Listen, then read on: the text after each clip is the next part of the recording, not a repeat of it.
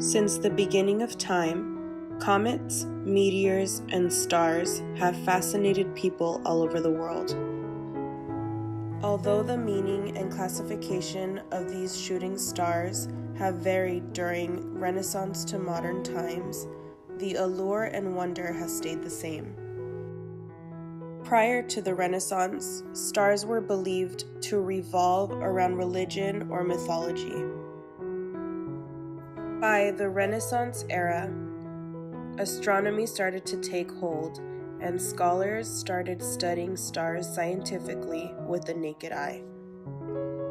By the Enlightenment period, many famous scholars challenged religion and focused on astronomy and the law of physics using telescopes.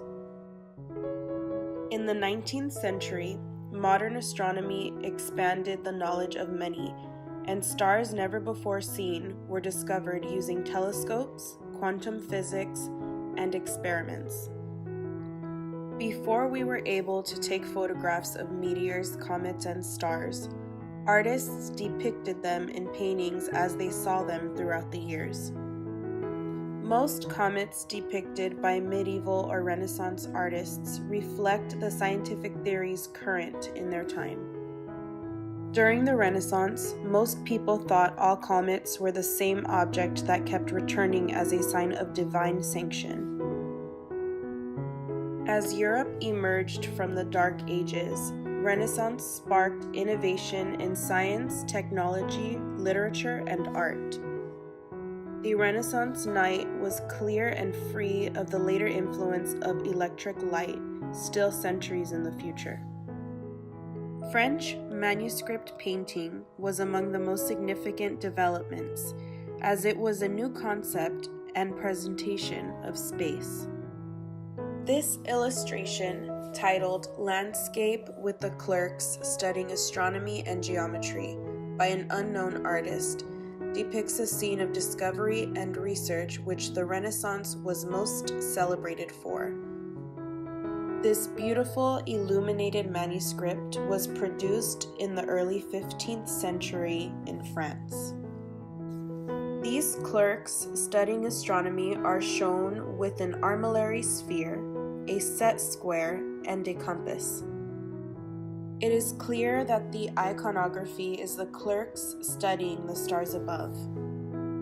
This illustration is typical of Renaissance art in France because of the subject matter along with its production. The men are observing the stars above in the night sky while others are using tools or books. The composition is typical for Renaissance art because it fills the frame with important detail and the colors used are bright. Every aspect of this picture stands out, from the men and their tools in the foreground to the landscape of trees and the starry night sky in the background. The use of gold for the twinkling stars illuminates the sky as it would on a typical night during that time. It creates a sense of wonder and amazement. In the 2 centuries after the Renaissance, an age of enlightenment began in Europe. Intellectuals led the emphasis on reason and individualism rather than tradition. This brought on the influence of science and exploration growth during the Enlightenment. As in the past, the night sky continued to inspire awe. Comets have been observed in the skies and illustrated by artists since antiquity.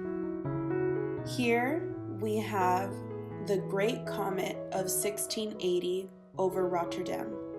The medium used is oil on canvas. The Dutch painter Lee Verschuyer depicts a crowd in Rotterdam gazing at Kirch's Comet, a very bright comet that appeared near the sun in December of 1680. Typical of Enlightenment art, the colors used are warm and dark, emphasizing the subject matter, which in this case would be the Great Comet. The darkness creates drama, while the brightness of the comet and its long tail creates movement. The artist depicted many people using a cross staff, which was an instrument used in navigation to determine angles. It was probably used by these people to determine the altitude of the comet as well as the length of its tail. The realism of this painting is also typical of the Enlightenment era in the Netherlands. Although it is impossible to say when exactly modern art began, it is acknowledged that modern art started during the 1860s and continued unto the 1970s, with many subcategories such as realism. These realist painters went outdoors to paint. They hoped to capture the qualities of nature that were momentary and fleeting and real. Here we have a painting titled The Meteor of 1860. The American landscape painter Frederick Edwin Church of the Hudson River School painted what he saw in nature. On July 20th, 1860, he saw a string of meteors across the Catskill, New York evening sky.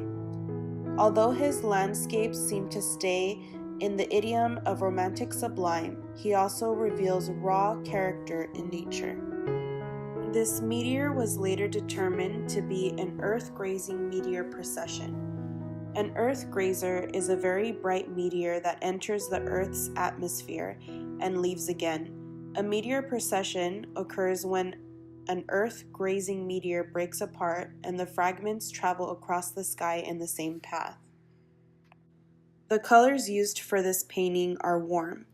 The muted blue sky helps the meteors illuminate across the painting. The brightness of the meteor flying horizontally across the sky, parallel to the dark silhouette of the lush trees and hills below, are pleasing to the eye. The illuminated mirroring on the body of water adds to the majestic romanticism. The darkness in the painting allows for the meteor to highlight its path below, which adds to the vibrance and richness of color. It adds necessary depth and realism to the painting. Although the terms and reasoning for comets, meteors, and stars have changed throughout the years, the amazement, wonder, and interest in the happenings of outer space has never been lost. The longing to capture the beauty and radiance of these sightings have been consistent. Although technology has advanced and we're able to see these beautiful events as they happen, there is nothing like a painting or illustration to enhance the experience or elevate it when we couldn't do so ourselves.